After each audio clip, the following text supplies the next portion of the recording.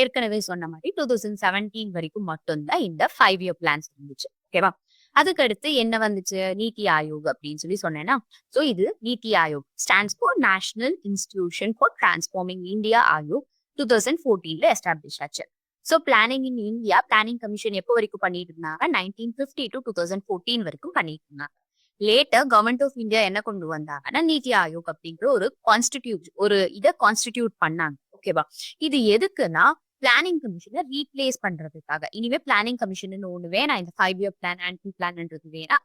ஒரு ஒரு ஒரு கான்ஸ்டிடியூஷன் கொண்டு வரலாம். அவங்க நம்மளுக்கு ரெக்கமெண்ட் பண்ணட்டும். அந்த ரெக்கமெண்டேஷனை படி கவர்மெண்ட் எடுத்துக்கணுமா வேணுமா கவர்மெண்ட் டிசைட் பண்ணிக்கிட்டோம் அப்படின்னு இதை கொண்டு வராங்க. சோ பிரசன்டா சேர்மன் யார் இருப்பாங்கன்னு எப்பவுமே நீத்தி ஆயோக் சேர்பர்சன் நம்மளுடைய பிரைம் மினிஸ்டர் ஆஃப் இந்தியாவா இருப்பாங்க. சோ ஸ்ரீ நரேந்திர மோடி தான் சேர்பர்சன். வைஸ் சேர்பர்சன் யாருன்னா ஸ்ரீ சுமன் பெரி அப்படிங்கிறவர் வைஸ் சேர்பர்சன் இப்போ பிரசன்டா இருக்கிறவங்க. இது இல்லாம வேற யார் யார் இருப்பாங்கன்னா 4 ஃபுல் டைம் மெம்பர்ஸ் இருப்பாங்க. 4 X officio members. Full time members இல்லாம எக்ஸ் அபிஷியோ மெம்பர்ஸ் இருப்பாங்க. 4 ஸ்பெஷல் இன்வைட்டீஸ் இருப்பாங்க ஒவ்வொரு செக்டாருக்கு பொறுத்த மாதிரி. அதுக்கப்புறம் 1 சீஃப் எக்ஸிகியூட்டிவ் சிஇஓ இருப்பாங்க. இதுதான் overall composition of the Niti Aayog. Present chairperson யாரு? Suman Bery. Chairperson Narendra Modi and vice chairperson Suman Bery. இது இம்பார்ட்டன்ட் இதுல. நெக்ஸ்ட் அடுத்து ஃபீச்சர்ஸ் ஆஃப் நீத்தி ஆயோக். நீத்தி ஆயோக்னு என்னென்ன ஃபீச்சர்ஸ் இருக்கு, என்னென்ன பண்றாங்க அப்படின்னு இதை state of the heart resource centres, state of the art resource centre அப்படின்னு கூப்பிடுறாங்க. எதுக்காகன்னா அவங்க கிட்ட நெசசரி ரிசோர்ஸ் இருக்கு, நாலேஜ் இருக்கு, ஸ்கில் இருக்கு, எல்லாமே இருக்கு. அதை வச்சு ஏதாவது ஒரு ப்ராப்ளம் வருது, இல்ல கவர்மெண்ட்க்கு ஒரு ஸ்ட்ராட்டஜிக் பாலிசி கொடுக்கணும்னா அதுக்கு தகுந்த மாதிரி ஸ்பீட் பண்ணி ரிசர்ச் ப்ரொமோட் பண்ணி இனோவேஷனை ப்ரொமோட் பண்ணி கவர்மெண்ட்க்கு இந்த ஸ்ட்ராட்டஜிக் பாலிசியை கொடுப்பாங்க. ஓகேவா? அண்ட் பிரசன்டா என்ன இஷ்யூ இருக்கு? இப்போ அக்ரிகல்ச்சர்ல ஜிடிபிஎம் மேட்ச் ஆக மாட்டேங்குது. அக்ரிகல்ச்சர் ரொம்ப கம்மியா like it is less contributing sector அப்படின்னு கவர்மெண்ட்க்கு ஃபீல் ஆகுதுன்னா அது டெவலப்மெண்ட்க்கு என்னென்ன ஸ்கீம்ஸ் கொண்டு வரலாம், என்னென்ன பாலிசிஸ் கொண்டு வரலாம் அப்படிங்கிறது இந்த நீத்தி ஆயோக் பார்த்துப்பாங்க. ஸோ அது இல்லாம 4 மெயின் ஹெட்ஸ்ல ஒர்க் பண்ணுவாங்க. ஃபர்ஸ்ட் என்னன்னா design policy and programme work. நான் ஏற்கனவே சொன்ன மாதிரி என்னென்ன பாலிசி என்னென்ன ப்ரோக்ராம் கொண்டு வரணும் இவங்க தான் டிசைட் பண்ணுவாங்க. Second foster cooperation federalism. அப்படின்னா என்னன்னா ஸ்டேட் கவர்மெண்ட்டுக்கும் சென்ட்ரல் கவர்மெண்ட்டுக்கும் நடுவுல அந்த ஒரு கம்யூனிகேஷன் கேப் இல்லாம நல்லபடியா ஒர்க் பண்ணும். கோஆபரேஷனும் இருக்கணும், அது கூட interdependence between the state and centre இருக்கணும் அப்படிங்கிறது தான் இந்த foster cooperative federalism. Monitoring and evaluation. Overall அவங்க கொடுத்த ப்ரோக்ராம் இதெல்லாமே மானிட்டர் பண்ணி எவாலுவேட் பண்ணுவாங்க. It is called as think tank. எதனால இவங்க தான் ரிசர்ச் பண்ணி இனோவேஷன் கொண்டு வரணும் அப்படின்றதுனால இது திங்க் டேங்க் அப்படின்னு சொல்லுவாங்க. And also knowledge and innovation hub அப்படின்னு கூட சொல்லுவாங்க. இதெல்லாம் ஃபீச்சர்ஸ் ஆஃப் நீத்தி ஆயோக். இவ்வளவுதான் நம்மளுடைய டாபிக். ஓகே, சோ இப்போ நெக்ஸ்ட் எதுக்கு போலான்னா அக்ரிகல்ச்சர் பொறுத்தவரை என்னென்ன இனிஷியேட்டிவ்ஸ் வந்திருக்கு ஒவ்வொரு 5 இயர் பிளான்ல வித் ரெஸ்பெக்ட் டு அக்ரிகல்ச்சர் மட்டும், மற்ற ஜெனரல் இல்லாம ஓகே, இதுதான் நம்மளுடைய சிலபஸ்ல இருக்கிற டைப். ஸோ இதை பார்க்கலாம். ஃபர்ஸ்ட் 5 இயர் பிளான் 1951-56 இந்த இயர்ல ஏற்கனவே பார்த்து கண்டென்ட் மட்டும் நான் சொல்லிட்டு போறேன். நான் முன்னாடியே சொன்னேன் ஃபர்ஸ்ட் 5 இயர் பிளான்ல அக்ரிகல்ச்சர் மட்டும் தான் கான்சென்ட்ரேட் பண்ணாங்க. அதிகமா அக்ரிகல்ச்சர் தான் ஃபோக்கஸ் பண்ணாங்க. ஓவராலா அவங்க கொடுத்த ஃபண்ட்ல 1/3 ஓகே 1/3 3ல ஒரு பங்கு இல்லைன்னா 31% அக்ரிகல்ச்சர் செக்டாருக்கு மட்டுமே தான் பண்ணாங்க. ரிவர் வேலி ப்ராஜெக்ட்ஸ் கொண்டு வந்தாங்க. அது மட்டும் இல்லாம இரிகேஷன் ஃபெசிலிட்டிஸ் ப்ரொமோட் பண்ணாங்க. ஃபர்டிலைசர் பிளான்ஸ் டெவலப் பண்ணாங்க. இந்தியாவில இம்போர்ட் மேல டிபெண்ட் ஆகாம இந்தியன் ஃபார்மர்ஸ்க்கு இந்தியன் ஃபர்டிலைசர் இருக்கட்டும் ஃபர்டிலைசர் பிளான்ஸை எஸ்டாப்ளிஷ் பண்ணாங்க. ஸோ இதனால எத்தனை பெர்சன்டேஜ் டெவலப் ஆயிருக்குன்னு 36% டெவலப் ஆயிருக்கு ஃபுட் கிரெயின் ப்ரொடக்ஷன்ல இந்த 5 இயர்ஸ். ஓகேவா? It is a very good one. ஏன்னா இந்த 5 இயர்ஸ்ல 36% டெவலப் ஆயிருக்குன்றது it is a great one. Next second 5 year plan. Second 5 year பிளான்ல என்ன ஃபோக்கஸ் பண்ணாங்க? அக்ரிகல்ச்சரை இண்டஸ்ட்ரியல் growth மட்டும் தான் பண்ணாங்க. ஓகே, இண்டஸ்ட்ரியல growth பண்ணி ஒன்லி 20% மட்டும் தான் அக்ரிகல்ச்சருக்கு அவங்க கான்ட்ரிபியூட் பண்ணாங்க. அதாவது ஃபண்ட் எவ்வளவு அலோகேட் பண்ணாங்க? 24% மட்டும் தான் அக்ரிகல்ச்சருக்கு அலோகேட் பண்ணாங்க. அப்படி 20% அலோகேட் பண்ணியுமே ஃபுட் கிரெயின் ப்ரொடக்ஷன் தான் ஃபர்ஸ்ட் ஆயிருந்துச்சு. ஓகேவா? ஏன்னா போன இதுல பண்ண இரிகேஷன் ஃபெசிலிட்டிஸும் கெமிக்கல் ஃபர்டிலைசர் எக்ஸ்டென்ஷன் தான். அதனால agriculture was still in the first position, அதாவது நிறைய ப்ரொடக்ஷன் கொடுத்துச்சு. Next third 5 year plan. Third 5 year பிளான்ல செல்ஃப் சஃபிஷியன்சி ஃபுட் கிரெயின்ஸ்ல இம்போர்ட் டிபெண்ட் பண்ணாம இந்தியன் பீப்புளுக்கு, இந்தியன் பாப்புலேஷனுக்கு இந்தியன் ஃபுட் அந்த மாதிரி self sufficiency in food grains. அந்த ஃபுட் கிரெயின்ஸ் கன்சம்ஷனுக்கு மட்டும் இல்லாம இண்டஸ்ட்ரீஸ்க்காகவும் எக்ஸ்போர்ட்ஸ்க்காகவுமே இன்க்ரீஸ் பண்ணும் அப்படிங்கிறது இவங்களுடைய ப்ரியாரிட்டி ஏரியாவா இருந்துச்சு. ஸோ நான் சொல்லும் போதே சொன்னேன் 61 to 66 the green revolution period அப்படின்னு சொல்லுவாங்க. ஏன்னா கிரீன் ரெவல்யூஷன் அப்போதான் வந்துச்சு. ஓகேவா? ஆனா ஸ்மால் ஸ்கேல அப்போதான் ஸ்டார்ட் ஆச்சு. பட் கிரீன் ரெவல்யூஷன் வந்து கூட அந்த டார்கெட்டை ரீச் பண்ணு. நம்ம போன இதுல காட்டணும்ல ப்ரீவியஸ் லைஃப்ல இவ்வளவு டார்கெட் இவ்வளவு அச்சீவ்மெண்ட் இருக்கு. ஸோ இது அச்சீவ் ஆகல தேர்ட் 5 இயர் பிளான்ல. ஏன் அச்சீவ் ஆகலன்னு கேட்டீங்கன்னா சைனீஸ் அக்ரெஷன். ஏன்னா சைனாக்கும் இந்தியாவுக்கும் வார் நடந்துச்சு. எங்க ஏபி அருணாச்சல் பிரதேஷ் பார்டர்ல வந்துட்டு வார் நடந்துச்சு. அதுக்கடுத்து இந்தோ பாகிஸ்தான் இந்தியாவுக்கும் பாகிஸ்தானுக்கும் வார். அதுக்கடுத்து ட்ரவுட், அந்த பீரியட்ல ட்ரவுட் கூட இருந்ததுனால கிரீன் ரெவல்யூஷன் வந்தா கூட டார்கெட்டை அச்சீவ் பண்ண முடியல. சோ அந்த டைம்ல பிரைம் மினிஸ்டரா இருந்தவர் யாருன்னா எல்வி சாஸ்திரி அப்படின்றவர்.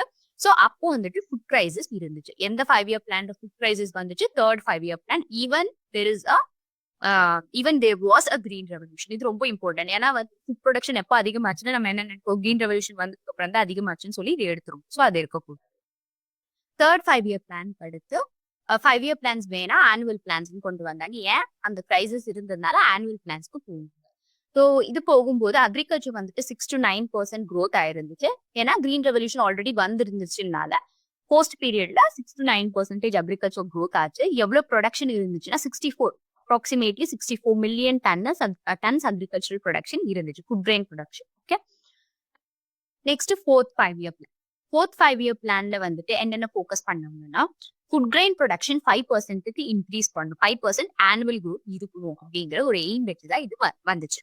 சோ இதுக்காக 5% இம்ப்ரூவ் பண்ணணும்னா என்னென்னலாம் கொண்டு வரணும் அப்படின்னு சொல்லி யோசிச்சாங்கன்னா ஹை ஹீல்டிங் வெரைட்டிஸ், நிறைய ஈல்ட் பண்ற வெரைட்டிஸ், அதாவது ஹைபிரிட் வெரைட்டிஸ் ஆகட்டும் இல்ல நியூ வெரைட்டிஸ் ஆகட்டும், அது ஃபர்டிலைசர் யூஸ், அதுக்கடுத்து நியூ அக்ரிகல்ச்சரல் டெக்னிக்ஸ் கொண்டு வரணும், மாடர்னைசேஷன் கொண்டு வரணும், இரிகேஷன் ஃபெசிலிட்டிஸ் கொடுக்கணும்.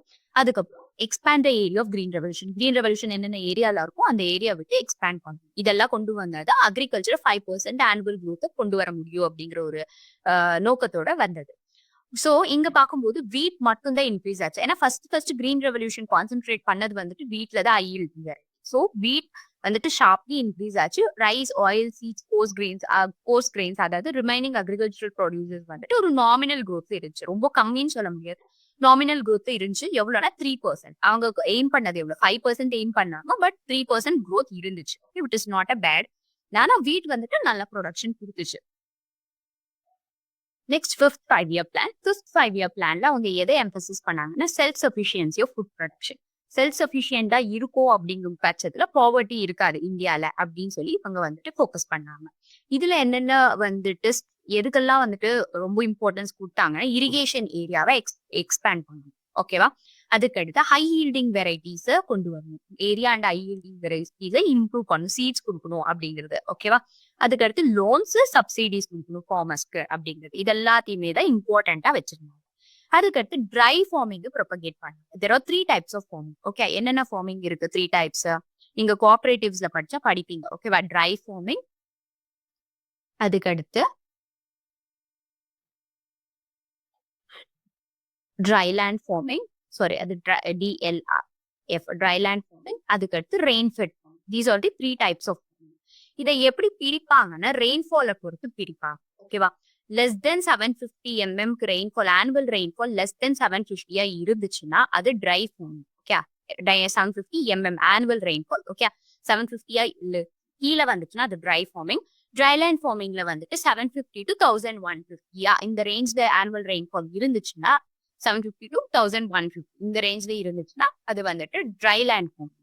ரெயின்ஃபெட் ஃபார்மிங்ல 1150க்கு மேல இரிகேஷனே தேவையில்லை அப்படிங்கிற ஒரு போக்கஸ்ல சரி ஒரு இதுல இருக்கிறது வந்துட்டு ரெயின்ஃபெட் ஃபார்மிங். ஓகே, அது எவ்வளவு? மோர் தென் 1150 இதுக்கு மேல இருக்கிறது வந்துட்டு ரெயின்ஃபெட் ஃபார்மிங். இந்த 3 தான் வந்து டைப்ஸ் ஆஃப். சோ இதுல அவங்க ஏற்கனவே என்ன ஏரியா ஆஃப் இரிகேஷனை எக்ஸ்பேண்ட் பண்ணணும் அப்படிங்கிற ஒரு கான்சென்ட்ரேஷன்ல தான் இருந்தாங்க. ஸோ ட்ரை ஃபார்மிங்க ப்ரொபகேட் பண்ணாங்க. அதுக்கடுத்து இந்த இதுல வந்துட்டு எவ்வளவுனா 4.6% growth இருந்துச்சு. ஓகேவா? நமக்கு டார்கெட் பண்ணதை அச்சீவ் பண்ணிட்டாங்க. அண்ட் எல்லா ஃபுட் கிரெயின்ஸ் உடைய ப்ரொடக்ஷனுமே இன்க்ரீஸ் ஆச்சு எக்ஸப்ட் பல்சஸ் தவிர்த்து எல்லா ஃபுட் கிரெயின் உடைய ப்ரொடக்ஷனும் இம்ப்ரூவ் ஆச்சு இந்த 5th 5 இயர். அடுத்து 6th 5 year plan. 6th 5 year பிளான்ல again land reforms. Land reforms தான் எதுக்கு வந்தது? லேண்ட்லெஸ் லேபர்ஸ், டெனன்ஸ் எல்லாம் இருக்காங்கல்ல. இப்போ ஒருத்தங்க பர் ஹெட்க்கு கீழே இருக்கிற லேண்டே அதிகமா இருக்கு நம்ம போன தமிழ்நாடுக்கு லேண்ட் ரிஃபார்ம்ஸ் பார்த்தோம்ல, அதான் இந்த கான்செப்ட் கூட. லேண்ட் ரிஃபார்ம்ஸ்ங்கிறது பர் ஹெட்டுக்கு இவ்வளவுதான் லேண்ட் வந்துட்டு அவங்க வச்சுக்க முடியும் அப்படிங்கிற வந்த ஒரு இது வந்து லேண்ட் ரிஃபார்ம்ஸ் அப்படின்னு சொல்லிட்டு. அதுக்கடுத்து இதுலயுமே யூஸ் ஆஃப் ஹை yielding வெரைட்டிஸ், chemical fertiliser, ground water resources எப்படி யூஸ் பண்ணணும், போஸ்ட் ஹார்வெஸ்ட் டெக்னாலஜி. ஏன்னா வந்துட்டு அக்ரிகல்ச்சர்ல it is perishable goods, vegetable ஆகட்டும், ஃப்ரூட்ஸ் ஆகட்டும், எல்லாமே வந்துட்டு ரொம்ப பெரிஷபிளா இருக்கும். So improving post harvest technology. அது மட்டும் இல்லாம மார்க்கெட்டிங், ஸ்டோரேஜ் ஃபெசிலிட்டிஸ் இதெல்லாமே 6th பிளான்ல கொண்டு வந்தது.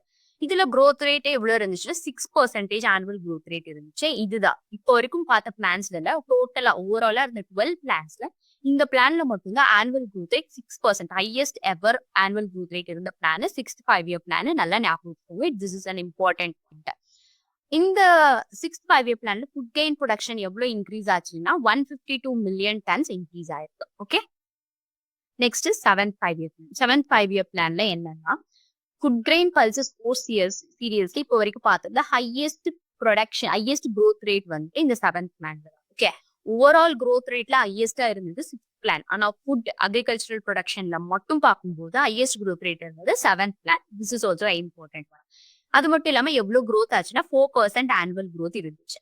இந்த இதுல வந்துட்டு 7th பிளான்ல கிரீன் ரெவல்யூஷன் ஏரியாவை கூட எக்ஸ்பேண்ட் பண்ணுவாங்க. அடுத்து 8th பிளான். 8th பிளான்ல வந்துட்டு ஸ்டாக்னேஷன் ஆஃப் ஃபுட் கிரெயின்ஸ் பார்த்தாங்க. அதாவது ஃபுட் கிரெயின் ப்ரொடக்ஷன் வந்துட்டு இம்ப்ரூவ் ஆகல, எவ்வளவு ப்ரொடியூஸ் பண்ணாமோ அவ்வளவே இருந்துச்சு. ஆனா ஆயில் சீட் ப்ரொடக்ஷன் மட்டும் இம்ப்ரூவ் ஆயிருந்துச்சு 8th பிளான்ல. ஓகே, மத்த ஃபுட் கிரெயின் அது என்ன food grains, course serials, pulses இதெல்லாம் வந்துட்டு ஸ்டாக்னெண்டா எவ்வளவு இருந்துச்சு அவ்வளவுதான் இருந்துச்சு. ஓகே, 9th பிளான்ல மிக்ஸ்டு சக்சஸ்.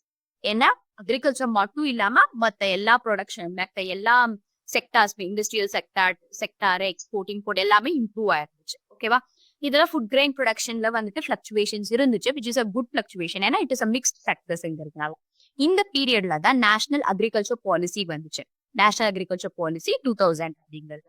இதுல சிவரல் மெஷர்ஸ் கொண்டு வந்தாங்க. என்னென்ன மெஷர்ஸ் கொண்டு வந்தாங்கன்னா வாட்டர் ஷெட் மேனேஜ்மெண்ட், அதுக்கடுத்து horticulture development, fruits, vegetables, floriculture அந்த டெவலப்மெண்ட், அதுக்கடுத்து agricultural credits, insurance scheme for crops எப்போ கொண்டு வந்தாங்க? இந்த 9th பிளான்ல தான் கொண்டு வந்தாங்க. ஓகேவா, அடுத்து வந்துட்டு 10th பிளான். 10th பிளானோடைய டைம் பீரியட் 2002 to 2007. இவங்க என்னென்ன ஃபோக்கஸ் பண்ணாங்கன்னா sustainable management of water and land resource. Sustainable மேனேஜ்மெண்ட்னா நான் திரும்பி சொல்றேன், என்விரான்மெண்ட்க்கு எந்த பாதிப்பும் இல்லாம இருக்கு. சஸ்டைனபிள் மேனேஜ்மெண்ட், அதுக்கு development of rural infrastructure to support agriculture support பண்றதுக்காக ரூரல் இன்ஃப்ராஸ்ட்ரக்சர் டெவலப்மெண்ட், அதாவது ரோட்ஸ் போடுறது, வாட்டர் டேங்க்ஸ் பில்ட் பண்றது, இல்ல ரிசர்வாயர்ஸ் பில்ட் பண்றது, இந்த மாதிரி பண்றது இந்த 10th பிளான்ல பண்ணாங்க. அதுக்கடுத்து அக்ரிகல்ச்சரல் டெக்னாலஜியை டிசிமினேட் பண்ணாங்க. டிசிமினேட் பண்றது என்ன, ஃபார்மர்ஸ்க்கு தெரிய வருது, புதுசா ஒரு அக்ரிகல்ச்சர் டெக்னாலஜி வந்திருக்கு, புதுசா ஒரு வெரைட்டி வந்திருக்குன்னா அதை ஃபார்மர்ஸ்க்கு டிசிமினேட் பண்ணாங்க. இந்த மாதிரி இருக்கு, நீங்க யூஸ் பண்ணுங்க அப்படின்னு சொல்லி சொன்னாங்க. அதுக்கு கிரெடிட் ஃப்ளோ டு அக்ரிகல்ச்சர் செக்டாருக்கு ஸ்பெஷலி ரொம்ப கிரெடிட் ஃப்ளோ மீன்ஸ் ரொம்ப அமௌண்ட் ஃபண்டு, சப்சிடி இந்த மாதிரி கொடுத்தாங்க.